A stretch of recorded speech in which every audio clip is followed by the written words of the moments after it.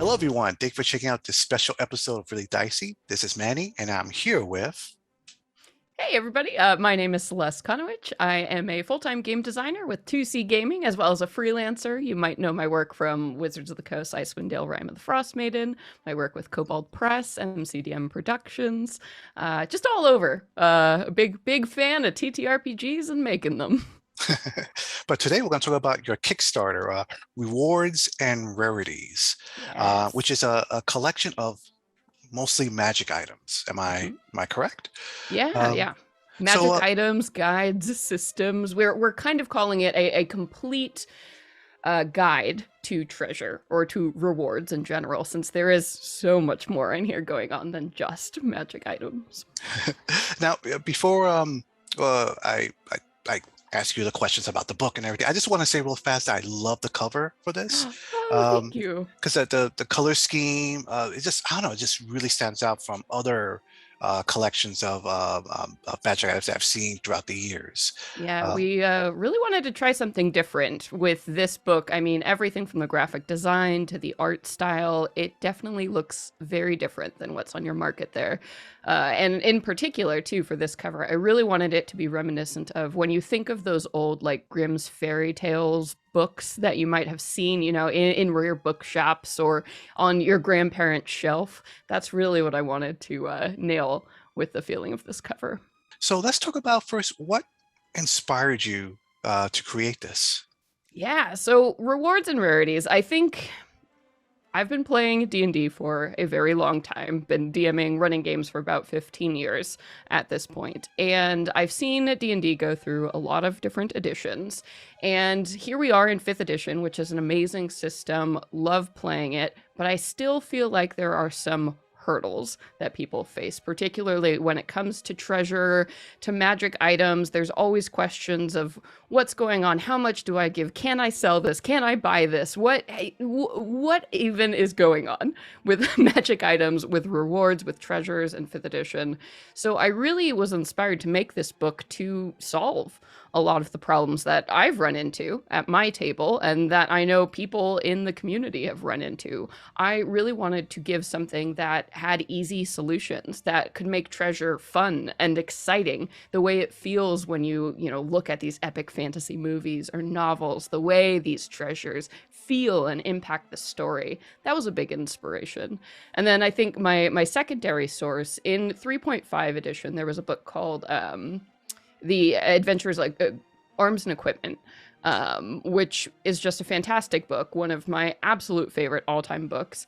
And while that book does have a bunch of magic items in it, it also has things like siege weapons and like an expanded catalog of just non-magical items, and just talks a lot about the philosophy of treasure and how to use it. So the Arms and Equipment Guide is a definite inspiration for rewards and rarities. You mentioned about fun. I noticed in your first chapter of this book, you talk about making treasure fun. Is this Yes. a section about like pretty much like game master tools to help uh, Yeah. re-energize the idea of magic items? Yeah, and that's something I really want to include too, like even in just the promo document. Like right now for free, you can go over to the Kickstarter page and get the promo. It's like 20 pages of the book. And right in there, I wanted to address the big issue, how do we deal with magic item pricing?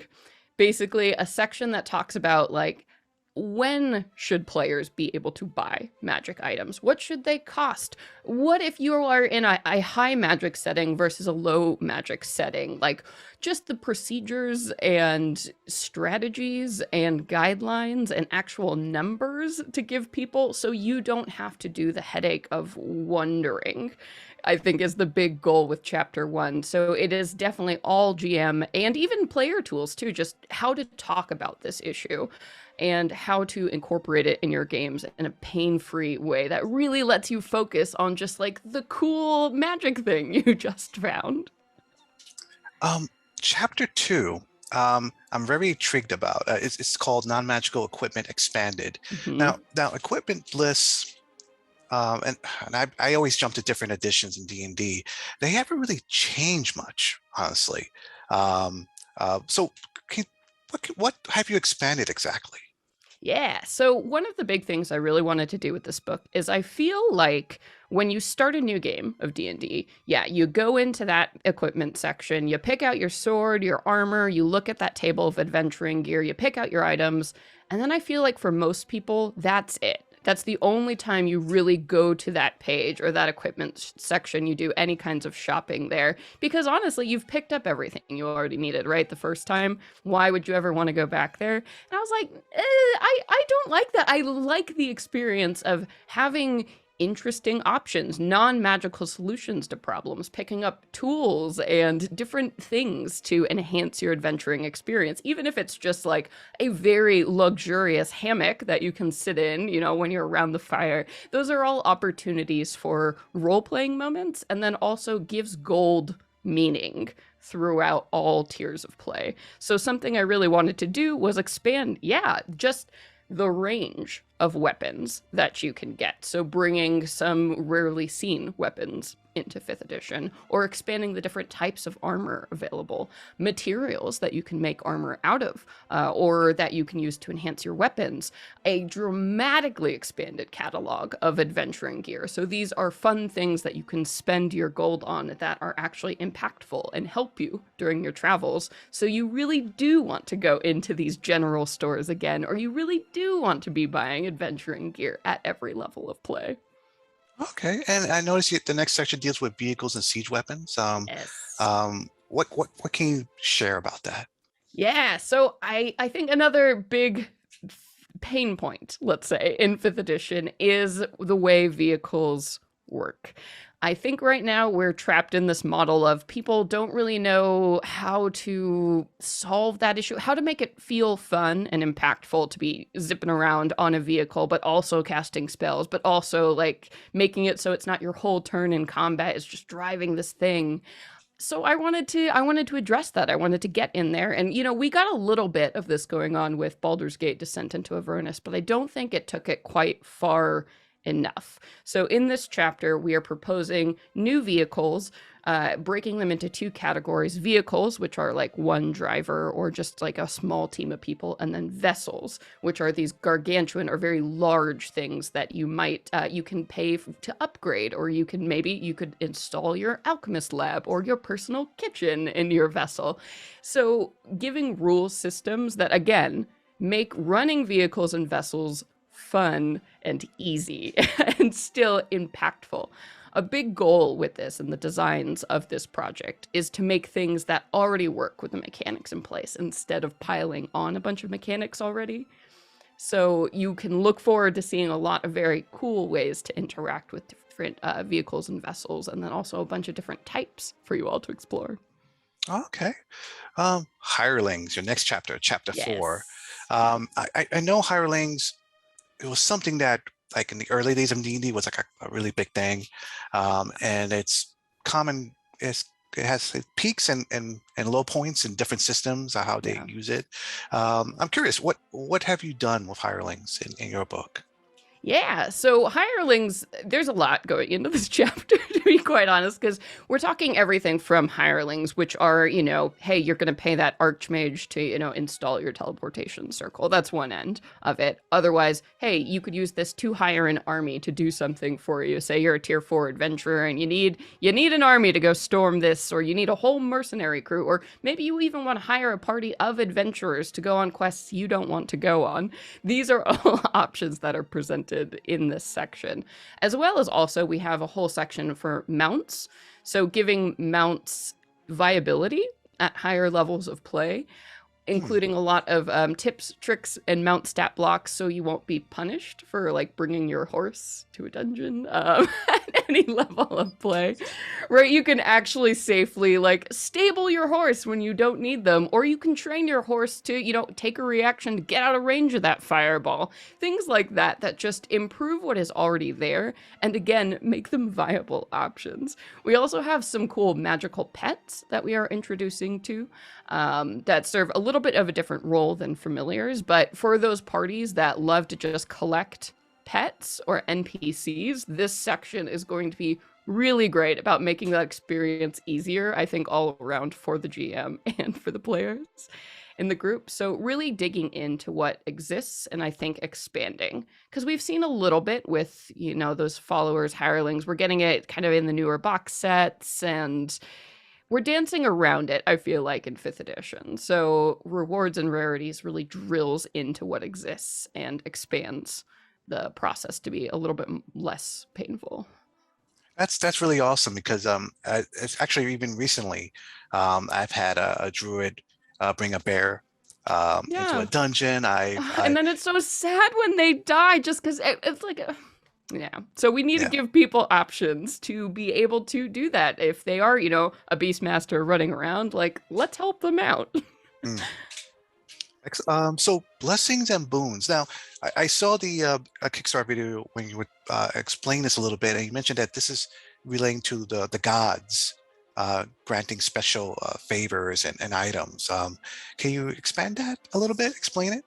Yeah, so one of my favorite hidden treasures in the Dungeon Master's Guide and referenced in the player's handbook is the section all about magical rewards.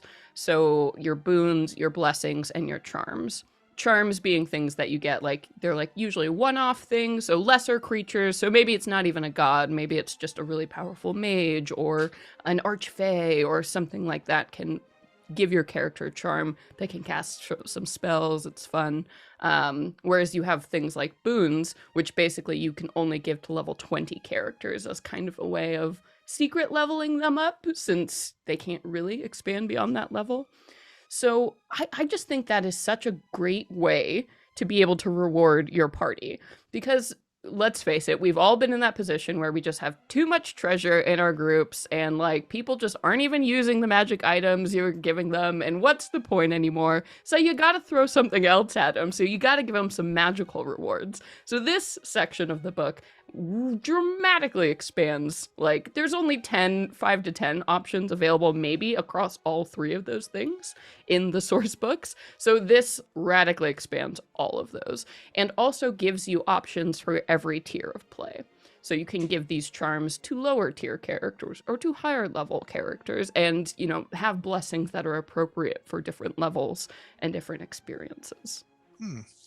So chapter 6, lands and titles. I don't think I've ever seen a section like that for a magic items collection book. Can you explain that as well?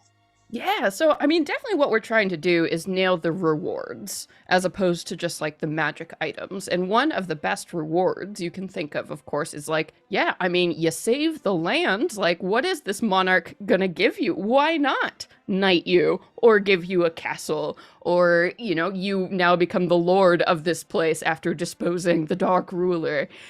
We wanted to introduce options like this just as another way to reward your party, to elevate, I think, the gameplay experience, especially when you are getting into those higher levels. It can sometimes feel like, oh, am I still just this adventurer running around, like, getting a paycheck, checking in at taverns? Like, yeah, it could do that. I mean, that's totally a valid way to play, but man, you are changing the world around you. Why not have people just lay these titles and privileges at your feet too? Because if your party is so successful, why not have them become, you know, lords and ladies, monarchs of this place, and have resources that they can use to really just scale up their influence.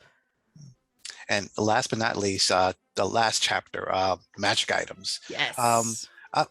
If I may ask first, what were your, like, when you went to research this, like, what sources did you look for? Did you look for like certain mythologies, certain, maybe certain books of fantasy? Where did you go? Yeah, so I mean, I think you and I can agree there are a lot of magic item books in D&D, and a lot of third-party publishers who are just, you know, churning out magic item books.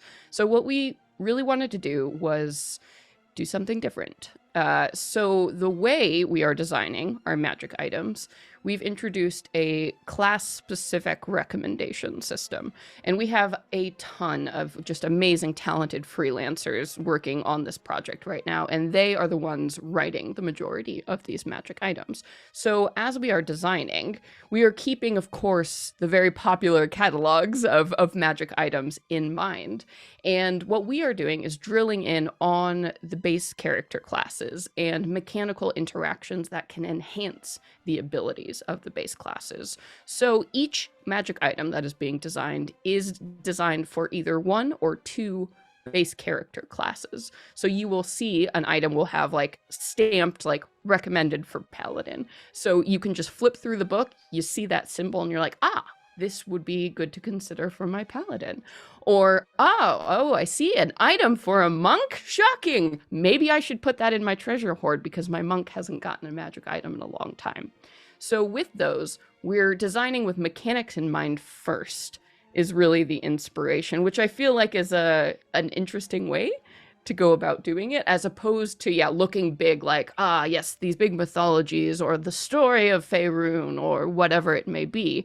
Let's focus on the specific problems or challenges these classes are running into, and then really give magic items that interact with those challenges or enhance those to make them really special and unique rewards.